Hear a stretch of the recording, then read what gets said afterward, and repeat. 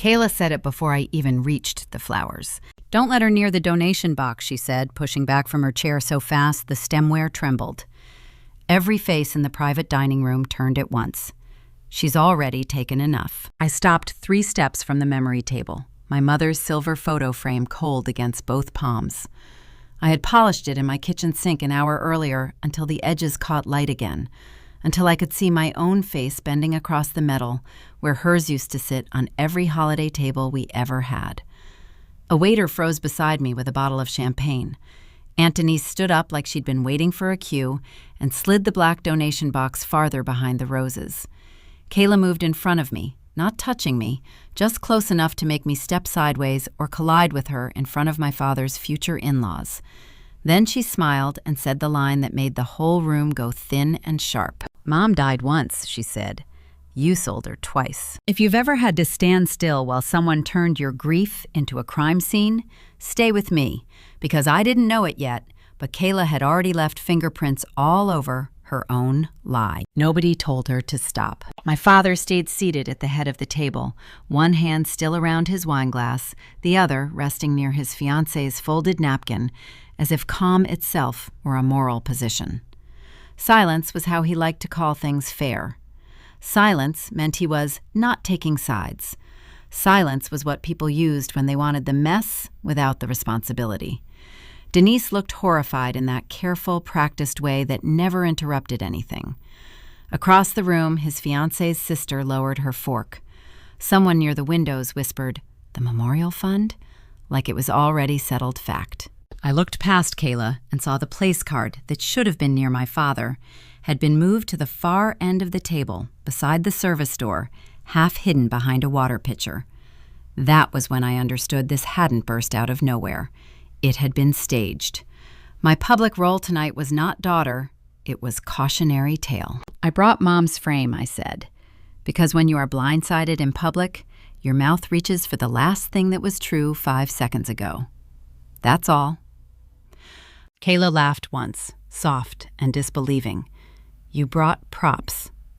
Denise opened a cream folder and pulled out 3 sheets of paper. I only needed one glance to know what they were pretending to be. Memorial disbursements, transfer columns, totals. My work, or what had once been my work, before someone cropped the headers and shaved off the notes column where every transfer had been explained. My stomach went cold in a different way then.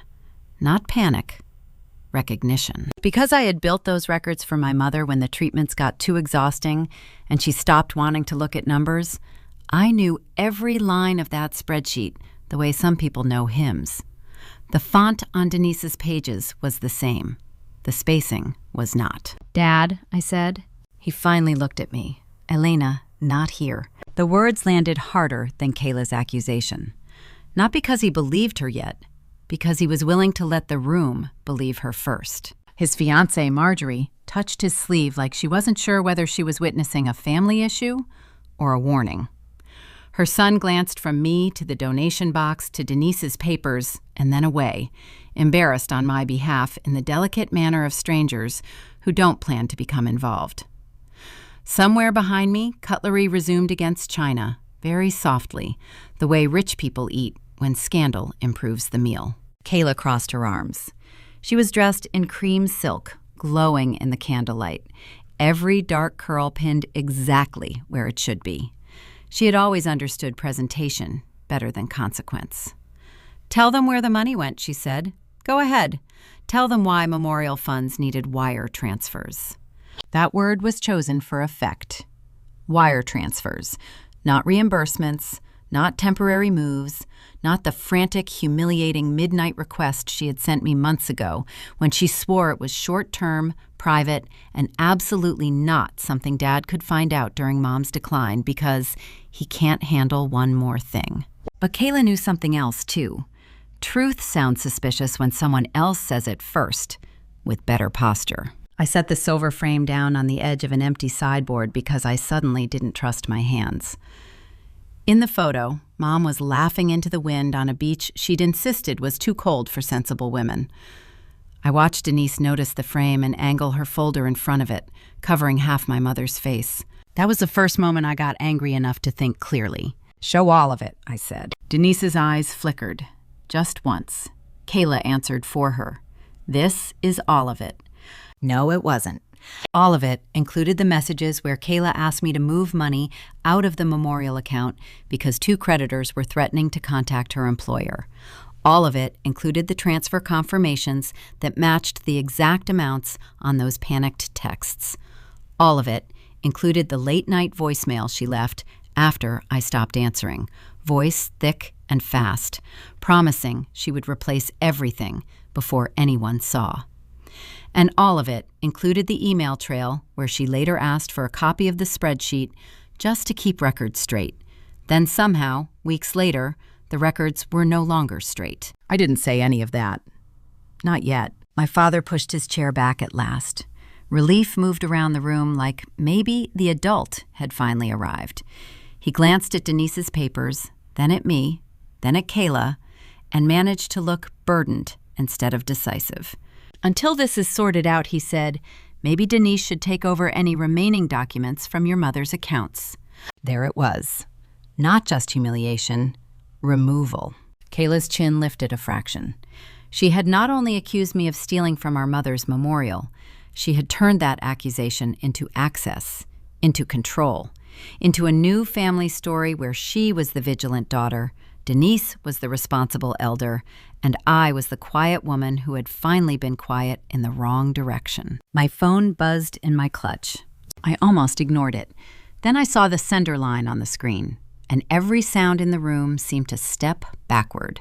Auto-archived recovery, voicemail transcription available. Timestamp 1:12 a.m. From Kayla.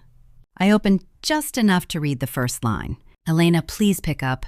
I need you to move the memorial money tonight. I swear I'll put it back before—" I lifted my eyes to my sister. She was smiling at me like I had nowhere left to stand. I should have played the voicemail right there. That would have been the satisfying version. The reckless version, too. But humiliation has a strange effect on time. It stretches 1 second wide enough for judgment to hide inside it. If I played it too early, Kayla would cry. Denise would call it context, and my father would do what he had done my entire life when the women around him were in conflict. He would mistake delay for wisdom and let the loudest story harden first. So I locked my phone and slipped it back into my clutch. "Of course," I said to my father, so evenly that Marjorie looked at me again. "If Denise is taking over, she should have complete records." Kayla's smile faltered. Denise held the papers tighter. I took 1 step toward them. Not enough to invade, just enough to force the room to decide whether I was still being frozen out. "May I see what you're calling complete?" Denise gave a dry little laugh. "Elena, this isn't the time. It became the time when you blocked my mother's photo with forged paperwork." That word landed. Forged. Not stolen, not misunderstood. Forged. Across the table, one of Marjorie's nieces lowered her glass and stared openly now. My father's jaw flexed. He hated language that forced positions. Kayla recovered first. "Careful," she said. "You don't get to sound insulted because you got caught." I held her gaze. "Then show the headers." Denise blinked. "What?" "The full spreadsheet headers. Date created. Notes column. Transfer memo line. If you're comfortable calling me a thief in front of strangers, you should be comfortable showing unedited records." That word hit too. Edited. The room had changed. Not in my favor yet, but in texture. Before, they had been watching a guilty woman get cornered. Now they were watching 2 versions of competence collide. Kayla understood that immediately. She moved toward Denise and put a hand on her arm, like support, like family solidarity, like a shield around the pages. "These are enough," she said. "No," I said. "They're cropped." My father exhaled through his nose, already tired by facts he had not yet allowed in. "Elena." I turned to him. "You told me for almost a year to handle Mom's paperwork because I was the careful one. Do you remember saying that?" He said nothing. "You gave me the passwords. You asked me to build the memorial ledger. You asked me to keep records because Kayla was overwhelmed and Aunt Denise doesn't like online banking." Denise straightened. I do not need a lecture in my brother's fiancé's private dining room. Then don't produce altered documents in it. Marjorie shifted in her chair. I could feel her recalculating the family she was about to marry into. Not because she cared about me yet, but because wealthy people are excellent at sensing where reputational damage might spread. This was supposed to be an engagement dinner with a tasteful memory table for my dead mother and a discreet donation box for the hospital wing that had treated her. Instead, Denise was clutching partial spreadsheets while my sister glowed with the confidence of someone who had rehearsed outrage. And underneath that confidence, for the first time, I saw something else. Fear. Not much, just enough to sharpen her. "Dad," Kayla said, softer now, the wounded daughter voice she used when she wanted men to feel protective and women to feel cruel. "I didn't want to do this tonight, but she left me no choice." That almost made me laugh. Choice had always been Kayla's favorite costume. She'd wear chaos, then call it necessity. I remembered her at 16, crying because she'd had no choice but to borrow Mom's bracelet without asking. At 24, because she'd had no choice but to let me cover her rent for 1 month that turned into 6.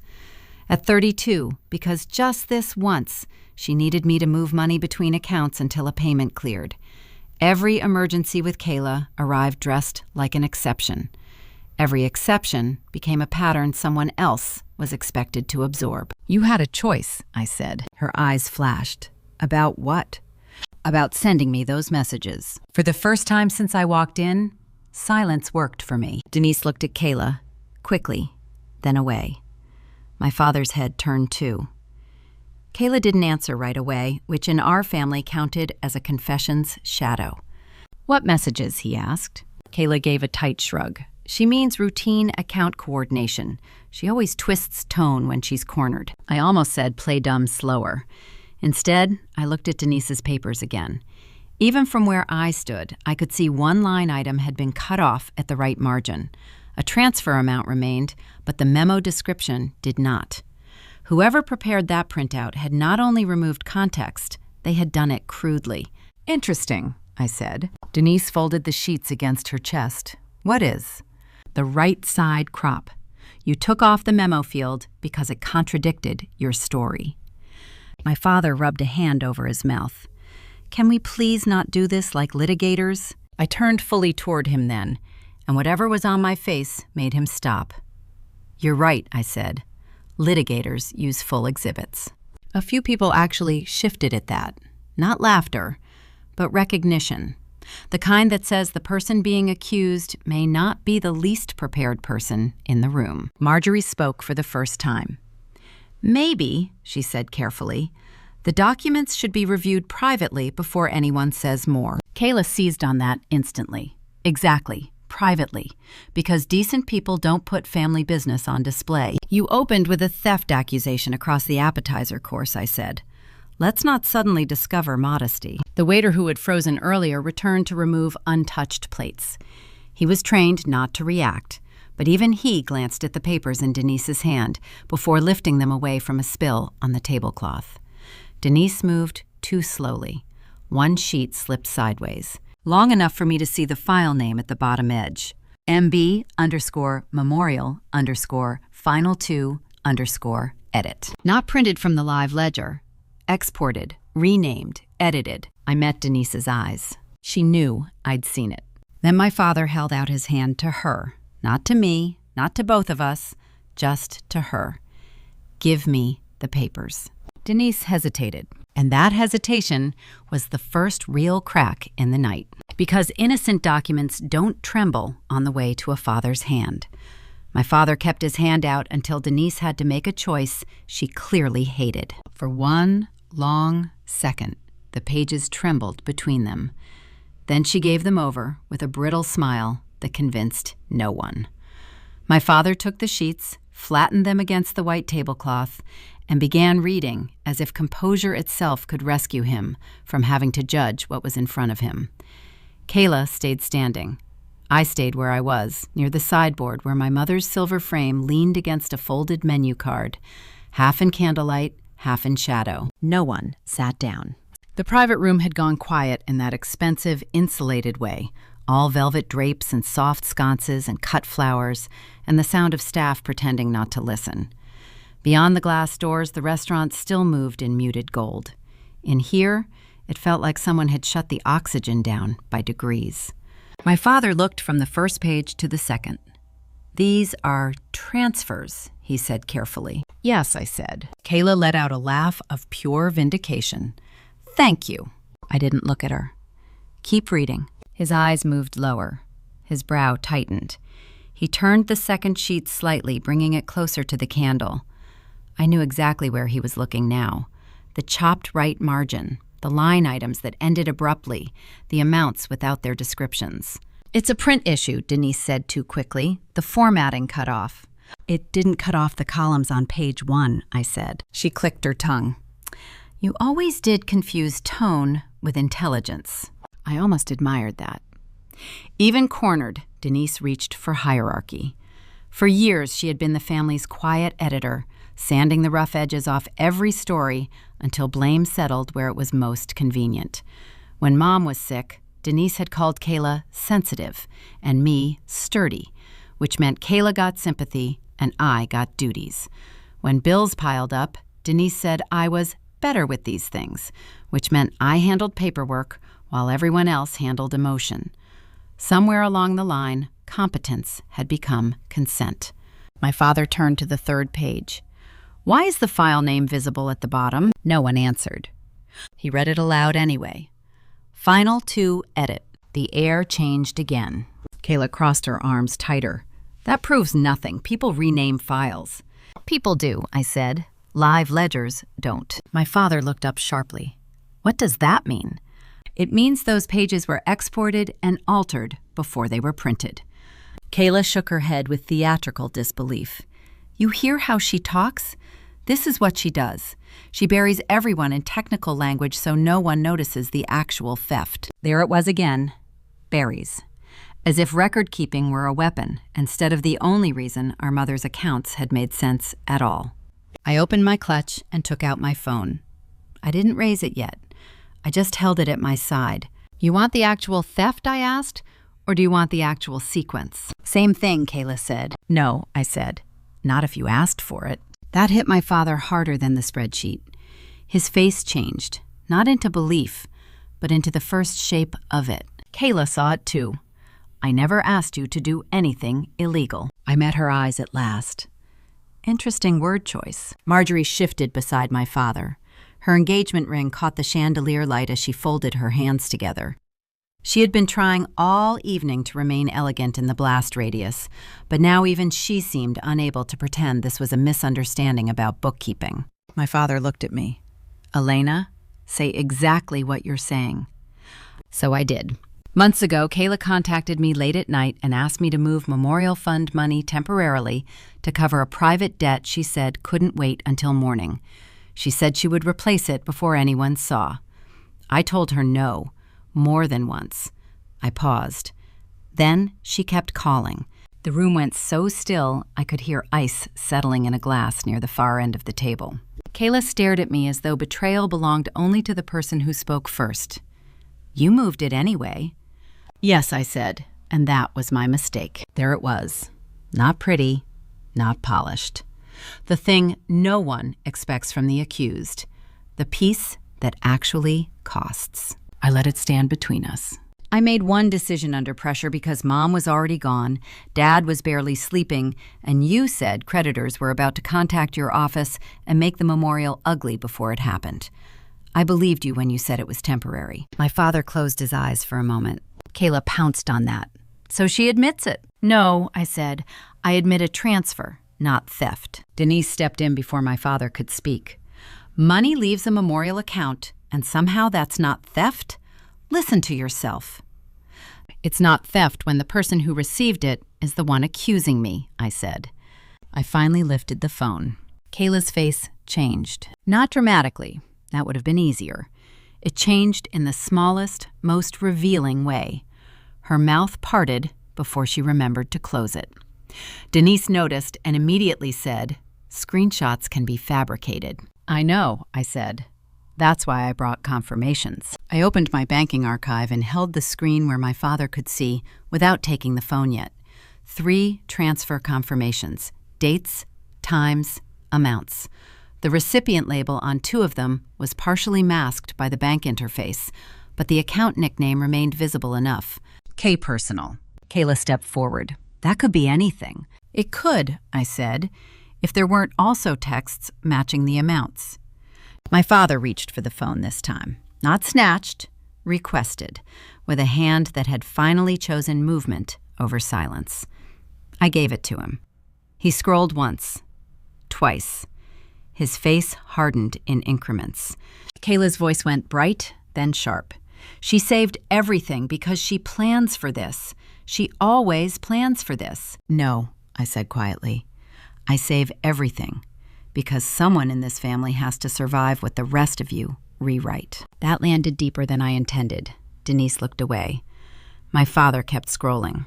Marjorie's son cleared his throat and then, wisely, said nothing. Read the dates, I said to my father. Then compare them to whatever Aunt Denise printed. He did. The muscle in his jaw moved once. The dates aren't the issue, Kayla snapped. The issue is she used money that wasn't hers. I turned toward her fully. At your request. Kayla laughed again, but it broke halfway through. I asked for help, not... She stopped. Too late. Not because of the words alone. Because of the room. Because every stranger at that table heard the difference between she stole from our mother and I asked for help. Because for the first time all night, Kayla sounded less like a witness and more like a participant. Her eyes flicked to Denise, then to my father, then back to me. Calculation, panic, anger, reassembly. That was only supposed to be overnight, she said. No one moved. My father lifted his head from my phone very slowly, and Kayla realized, one heartbeat too late, that I had never said how long. You can feel the exact moment a room decides it did, in fact, hear what it just heard. Kayla stood perfectly still beside the table, one hand still gripping the back of her chair, and in that half second after she said overnight, nobody rushed in to rescue her. Not Denise, not my father, not even Kayla herself. The sentence sat there, plain and stupid and irreversible, while the candles burned steadily and the waitstaff pretended the private room had not just tilted. Then Denise moved first. She means, my aunt said crisply, that Elena framed it as overnight when she pressured Kayla into agreeing.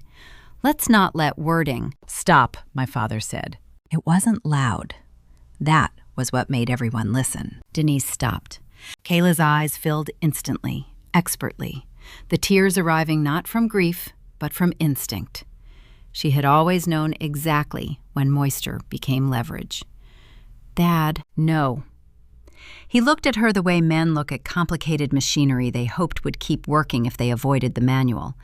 Did you ask her to move the money? Kayla swallowed. It wasn't like that. He didn't blink. Did you ask? Marjorie lowered her gaze to her lap. Her son stared at the linen. Across the table, one of the future in-laws pressed her lips together so tightly they vanished. Kayla looked at me instead of answering him, which told me everything. She wanted the argument back where she could shape it sister to sister, messy and emotional, not father to daughter, binary and embarrassing. You knew I was drowning, she said.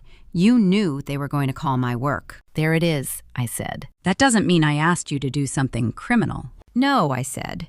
It means you asked me to do something desperate. Criminal was what you called it later when you needed a cleaner story. Her face flushed hot under the chandelier light. Because you left it there. That landed harder than she intended. A few people at the table looked up sharply. Not because you stole it, not because you tricked me, because you left it there. My father heard that too. How long? He asked. Kayla said nothing. He turned to me. How long was it gone? 17 days, I said. The number passed through the room like a dropped plate. My father's mouth opened, then closed. 17 days was too long for confusion and too short for innocence. Too exact, too ugly. Long enough to need planning, short enough to reveal panic. Denise tried again, her voice softer now. more dangerous for it. The point is that Elena knew it was wrong and did it anyway. I looked at her. That is not the point. That's the bridge you need. She lifted her chin. Excuse me? You need me guilty enough to make Kayla blameless, but those are two different things. For once, Denise had no elegant answer ready. Her silence gave me room. I held out my hand to my father. May I have my phone back? He gave it to me without argument. Kayla saw the movement, and her whole body changed. Her shoulders tightened first, then her jaw. That was the problem with people who live by improvisation. They forget records don't. They forget midnight sounds different when it survives until evening. Don't, she said. I looked at her. You started this in public. My father's eyes narrowed. What is it? I unlocked my screen, opened the archive email, and turned the device so he could see the transcription banner again. Then I pressed play. At first, the room heard only the fuzz of bad timing. Air, movement, breath, the small, frantic sounds of someone pacing while pretending not to panic. Then Kayla's voice came through, unmistakable and stripped of makeup, stripped of posture, stripped of the beautiful certainty she'd been wearing all night. Elena, please pick up. I need you to move the memorial money tonight. I swear I'll put it back before Dad sees. Denise said if it's back by Monday, it won't show on the printed summary. Please, just this once. They said they'll call my office in the morning. I stopped it there. I didn't need the rest. The rest was crying and bargaining and the little girl cadence Kayla used when she wanted rescue without accountability. The damage was already done. No one in the room breathed for a full second. Then, everything happened at once. Quietly, Marjorie's hand slid off my father's sleeve. Her son looked directly at Kayla now, not with sympathy, but with recognition. The ugly kind, the kind people reserve for someone who has exposed exactly how far they will push family before calling themselves the victim. One of the women from Marjorie's side of the table leaned back in her chair, creating distance without standing. Even the waiter by the door stopped pretending not to hear. And my father sat down. Not because he was calm, because his knees gave him no better choice. Kayla made a sound I had never heard from her before. Not quite a sob, not quite rage. She cut that, she said. She cut it to make it sound... You named Denise, Marjorie said. No one had asked her to speak. That made it worse. Every head turned toward Denise. My aunt's face seemed to flatten, like her features had briefly forgotten how to arrange themselves into dignity. I never said... It's your name, Marjorie said, still calm, almost too calm, in her voice. Denise recovered enough to let outrage fill in where credibility had left. I will not be dragged into this because a grieving woman saved a manipulative voicemail. A manipulative voicemail, I repeated. That's your strategy? It proves panic, Denise snapped, not edit history. There, another mistake. Not innocence, not outrage, specificity. Edit history. I didn't smile. I wanted to. But smiles can look cruel at the wrong moment, and I had spent too many years being recast through other people's convenience. So I just asked the question. How did you know there was edit history? Denise's mouth closed. My father looked up at her slowly. Really looked this time. Not as a sister, not as the family translator, not as the adult who always knew how to phrase things so that conflict sounded like a clerical issue. As what? He asked. No one answered him. I stepped past Kayla then, not rushing, not asking permission, and lifted my mother's silver frame from the sideboard. Denise's folder still lay nearby, its clipped pages skewed and useless now. I set the frame back on the memory table myself, right beside the flowers, and in full view of both families. My mother's laugh caught the candlelight again, and behind me I heard Kayla whisper the one sentence that told me she finally understood the floor had opened beneath her. You kept the emails. Yes, I said. I kept the emails. Kayla's face lost color in tiny, expensive increments, the kind that show up fastest under candlelight. Denise was still enough to seem composed if you didn't look at her hands. My father looked from one of us to the other like he was trying to find a version of this that would let him remain decent without admitting he had failed. There wasn't one. "Show me," he said. I didn't move right away. For years, that had been our family's shape. They doubted me first, then asked for proof, like they were doing me the favor of permitting it. But the room was different now. The lie had already cracked in public. What came next would decide whether it hardened around me anyway or collapsed where it belonged. So I unlocked my phone and opened the archived thread. Not one email. 7. Subject lines stacked like dates on a gravestone. Need help tonight? Please answer. Spreadsheet copy. Can you resend without notes? Dinner summary. Use the cleaner version. Before she gets here. I handed the phone to my father. He took it with both hands. The first message was from months earlier, sent at 12:43 a.m. from Kayla's personal account because, as she had written, she didn't want anything touching work servers. I had forgotten that detail until I saw it again. Forgotten because guilt tends to preserve the wound, not the evidence around it. He read silently. His lips moved on a few words. Please move it just until Monday, I am begging you. Denise says it won't show if it's back before the printed summary. I can't have them calling my office. No one spoke. He scrolled. The next email was 2 weeks later. Can you send me the memorial ledger again? The clean one, without all your comments and note columns?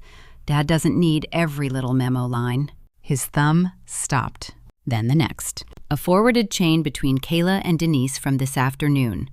Not months ago, not grief, not confusion. Tonight. Kayla had written, I'm doing it at dinner. Need something simple enough that he can understand fast. Denise had replied 12 minutes later. Use the summary export, not the live sheet. Remove the memo text and comments. The more detail she has, the more room she has to talk. Then another. And don't leave the headers, just totals and transfers. People trust paper when it looks finished. My father kept reading long after he should have stopped needing proof. That was the thing about betrayal when it finally becomes visible. It doesn't land once.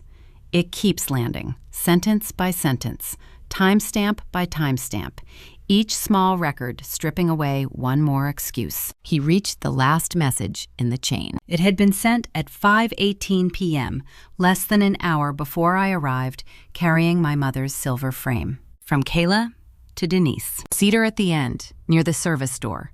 I don't want her by the memory table when I say it. I watched the exact second my father understood that this had not been a painful discovery. It had been a setup. The donation box hidden behind flowers, the moved place card, the ambush timed for maximum witness value. My humiliation had not been collateral damage. It had been the event plan. Marjorie stood first. She did it slowly, with the precise restraint of someone who had spent a lifetime learning how not to make scenes and had just realized she was already inside one. She looked at my father, then at Kayla, then at Denise. This was orchestrated, she said. No one contradicted her. Her son exhaled through his nose and pushed his chair back a few inches, farther from Kayla. On the other side of the table, one of Denise's friends lowered her eyes as if suddenly ashamed to have been present for the first half of the story. Kayla found her voice again, but it came out thin. I was trying to protect the family. I laughed once. I couldn't help it. It wasn't joy. It was what happens when a lie finally runs out of costume. You were trying to bury me before I could speak. That is not fair. No, I said. Fair would have been asking for the whole ledger. Denise stepped forward, one last attempt at command returning to her posture. Your father should not be reading private family emails in front of outsiders. I turned to her.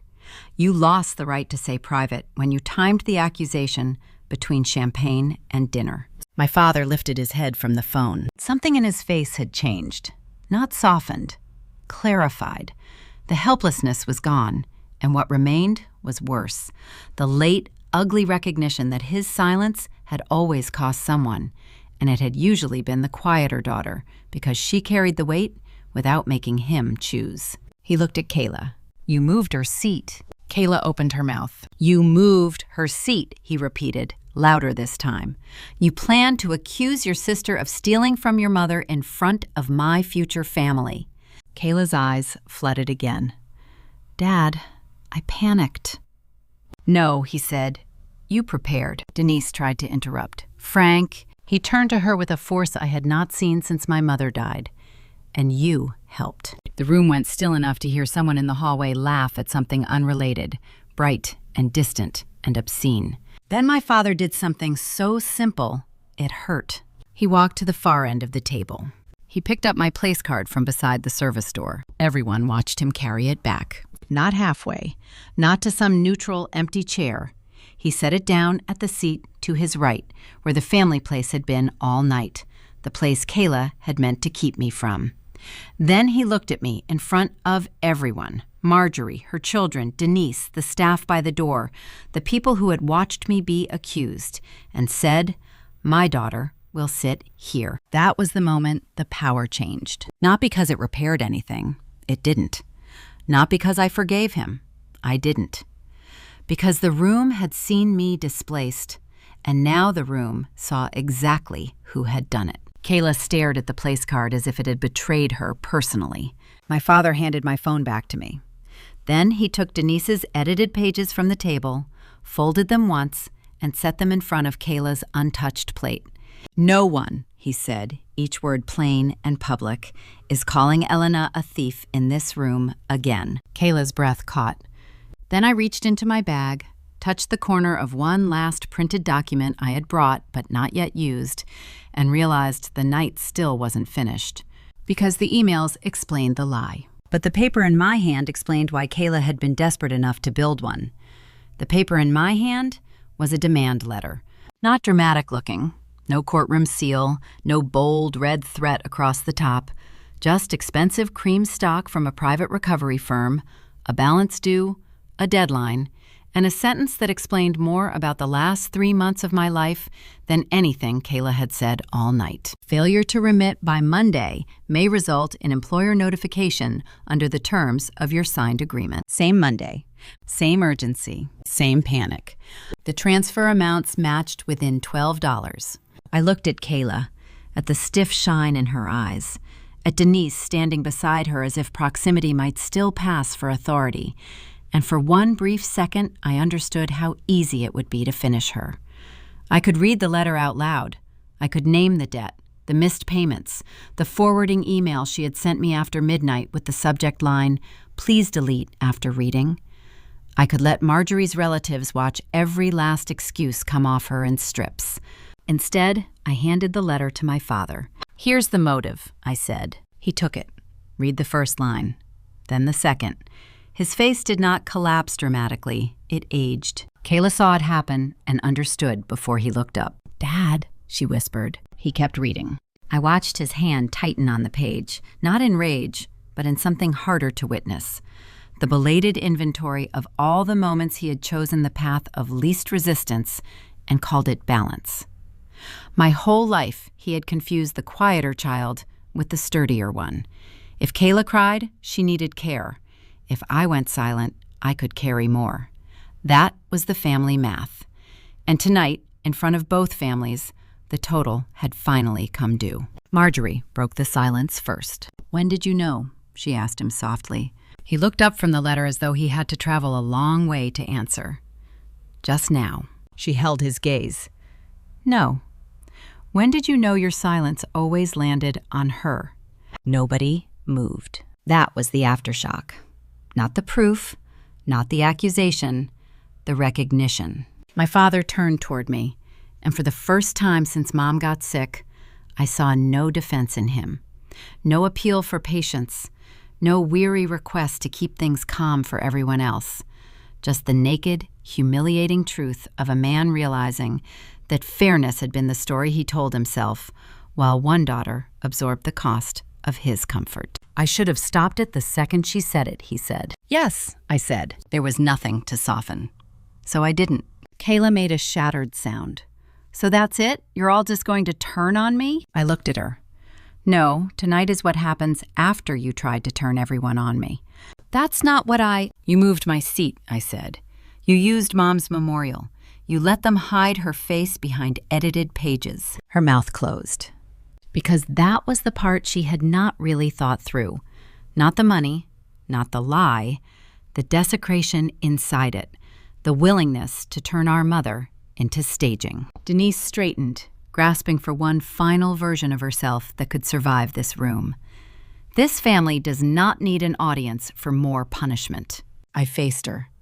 Then stop performing innocence. She flinched. My father set the debt letter down beside the edited spreadsheet, and the whole arrangement looked obscene. Motive, method, manipulation, laid out between crystal glasses and untouched dessert forks. He inhaled slowly. The memorial account gets audited, he said, tomorrow, by an outside accountant. Every transfer, every note, every change. Denise opened her mouth. He cut her off. You are not touching a single document again. Then he looked at Kayla. You will repay every dollar you asked your sister to move, not to Elena, to the memorial account, with the audit cost. And you will put in writing that the accusation tonight was false. Kayla stared at him. You're humiliating me. He looked at the place card he had moved back beside him. No, he said quietly. That already happened. You just planned it for someone else. No one at the table came to her rescue after that. Not Denise, not Marjorie, not the future in-laws, not the room. And that silence, at last, belonged to her. I should tell you that the rest ended neatly. It didn't. Pain rarely exits with dignity just because truth arrives. Kayla cried. Denise called the audit excessive, then insulting, then unnecessary, in that order. Marjorie asked for a car. Her son held the door for her, but did not look at my father while he did it. The engagement dinner ended without dessert, without speeches, without the careful family photographs that had been planned beside the flower wall in the adjoining lounge. Consequences are often less cinematic than people hope. They are quieter. Marjorie did not give my father the ring back that night. That would have been clean. Worse than clean, she told him she needed time to decide whether she was marrying a man or a weather system, someone who moved nothing himself and then acted surprised by where damage landed. He had no answer for that. Denise left furious enough to be dangerous, which is how people like her leave when facts finally outrank tone. And Kayla walked out with mascara under her eyes and no one following. I stayed, not because I wanted comfort, because I was done leaving first. My father stood across from me after the room emptied. The flowers were dropping petals now. The donation box had been moved to the service station. The candles burned low, and my mother's silver frame was the only thing on the memory table still exactly where it belonged. I don't expect forgiveness, he said. Good, I answered. He nodded once, as if even that had to be learned late. Then I gave him the only thing I was willing to give. I am not handling this family's money anymore, I said. Not your accounts, not Kayla's emergencies, not Denise's summaries. The audit can go to a lawyer and an accountant. My name comes off all of it. He swallowed. All right. And if Kayla wants to apologize, she can do it in writing. I'm not taking midnight calls. I'm not cleaning up panic and calling it love. All right, he said again, smaller this time. Those were my boundaries. Not dramatic, not loud, but real enough to hold. I picked up my mother's silver frame with both hands. At the start of the night, I had arrived clutching it like an offering, trying to place memory gently into a room that had already made space for my humiliation. Now, I lifted it from the table without asking anyone where it should go. At the door, I glanced back once. My father was still standing there beside the seat that should have been mine all along. Then I walked out, carrying my mother's face into the night, and for the first time in years, I was not carrying the rest of them with me.